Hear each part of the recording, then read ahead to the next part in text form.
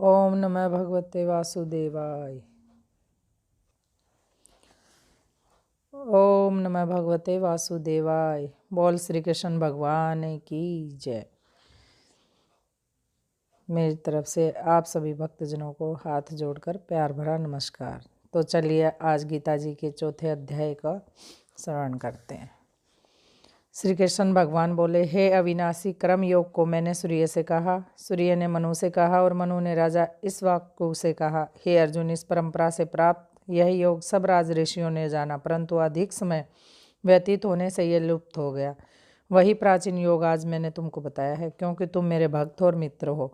यह योग रहस्य अति उत्तम है। अर्जुन कहने लगे, आपका जन्म तो अभी हुआ है और सूर्य का जन्म बहुत पहले हुआ था। मैं कैसे मानूं कि आपने सूर्य को यह योग बताया था। श्री कृष्ण भगवान बोले, अर्जुन, मेरे और तुम्हारे अनेक जन्म हो चुके हैं, मुझे याद है और तुम भूल गए। जन्म से रहित अविनाशी, संपूर्ण प्राणियों का स्वामी और प्रकृति में स्थित हूँ, तथापि अपनी माया से जन्मता हूँ। हे भारत, जब जब धर्म की हानि होती है और अधर्म का प्रबल्य हो जाता है, तब तब मैं जन्म लेता हूँ। साधुओं की रक्षा, पापियों का नाश और धर्म की स्थापना करने के लिए प्रत्येक युग में जन्मता हूँ।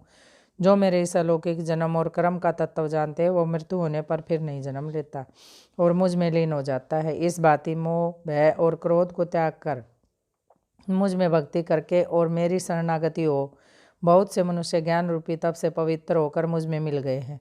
जो जिस भाव से मेरा पूजन करता है, उसको मैं उसी प्रकार का फल देता हूँ। हे पार्थ, मनुष्य सब प्रकार से मेरे मार्ग का अनुसरण करते हैं, अर्थात ये चाहे जिसकी सेवा करे वो मेरी ही सेवा है। मनुष्य लोक में कर्म सिद्धि की इच्छा करने वाले देवताओं का पूजन करते हैं, क्योंकि इस लोक में कर्म की सिद्धि प्राप्त नहीं होती। मैंने चारों वर्णों की सृष्टि अपने अपने गुणों और कर्मों से की है। सृष्टि का कर्ता मैं ही हूँ, तथापि मुझ अकर्ता विनाशी जानो। मुझे फिर भी कर्म मुझको वृद्ध नहीं कर सकते, तथापि कर्म फल में मेरी कामना नहीं है। इस प्रकार जो मुझको पहचानता वो कर्म के बंधन में नहीं पड़ता। अतः पूर्व पुरुषों के किए हुए कर्मों को तू भी कर। हे अर्जुन, कर्म क्या है और अकर्म क्या है, इसके विचार में विज्ञान की बुद्धि भी चक्कर खा जाती है। उसी कर्म का वर्णन मैं तुमसे करूँगा, जिसको जानने से संसार के बंधन छूटकर मोक्ष के भागी होगे। कर्म, विकर्म और अकर्म तीनों का जानना आवश्यक है, क्योंकि कर्म की गति गंभीर है। हे अर्जुन, जो कर्म करने की कोई कामना नहीं रखता है, जिसके समस्त कर्म ज्ञान रूपी अग्नि से भस्म निर्मल हो गए हैं, उनको पंडित कहते हैं। जो कर्मफल की आशा छोड़कर करता है, उसमें आसक्ति भी नहीं रखता और निराश्रय ही संतुष्ट रहता है। ऐसा मनुष्य कर्मों में घिरा रहने पर भी मानो कुछ नहीं करता। देव योग से जो कुछ मिल जाए उसी में संतुष्ट रहता है। जो हर्ष, शोक आदि द्वंद्वों से मुक्त है तथा किसी से ईर्ष्या नहीं करता, कर्म की सिद्धि और असिद्धि में भी भेद नहीं समझता, वह कर्म करता हुआ भी उसमें नहीं बंधता। जो फल की इच्छा नहीं रखता और वासना से दूर हो गया है, ज्ञान में जिसका मन अचल है, जो यज्ञ के कर्म करता है, वो सब कर्म लुप्त हो जाते हैं।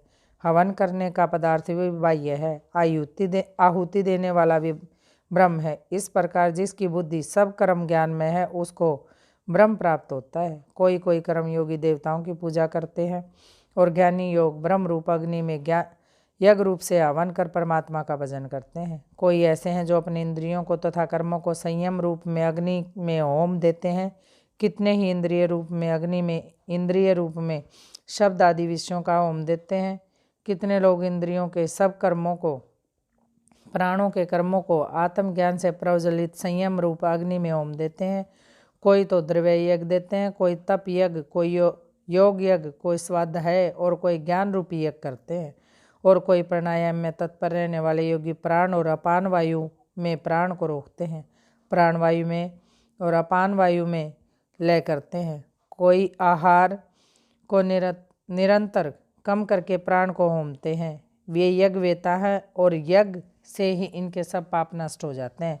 जो बचे हुए अमृत रूप को अन्न को खाते हैं, वे सनातन ब्रह्म को प्राप्त होते हैं। हे अर्जुन, यो यज्ञ नहीं करते, उनको यह लोक और परलोक दोनों ही नहीं है। इस प्रकार से बहुत से यज्ञ वेद में विस्तार सहित वर्णित है। इन सब को कर्म से उत्पन्न हुआ जानो। हे परंतः द्रव्यमय यज्ञ से ज्ञान यज्ञ उत्तम है। हे पार्थ, फल सहित सब कर्म ज्ञान में समाप्त हो जाते हैं। सो उस ज्ञान यज्ञ का तत्वदर्शी और ज्ञानी लोग तुमको उपदेश करेंगे, इसलिए तुम उनकी सेवा करना और उनको विनयपूर्वक प्रसन्न करके ज्ञान यज्ञ जानना। इस ज्ञान का लाभ प्राप्त करके तुमको ऐसा मोह फिर नहीं होगा। इसी ज्ञान से समस्त प्राणियों को तुम अपने में और मुझ में देखोगे। यदि सब प्राणियों से भी अधिक पाप करने वाले हो तो भी ज्ञान रूपी नौका से सब पाप रूपी समुद्र को पार कर जाओगे। हे अर्जुन, जिस प्रकार प्रज्वलित अग्नि लकड़ी को जलाकर भस्म कर देती है, वैसे ही ज्ञान रूपी अग्नि सब कर्मों को भस्म कर डालती है। इस लोक में ज्ञान के समान पवित्र और कुछ भी नहीं है। ये ब्रह्म बहुत काल पर्यंत कर्म योग से सिद्ध हुए पुरुषों को अपने आप ही प्राप्त होता है।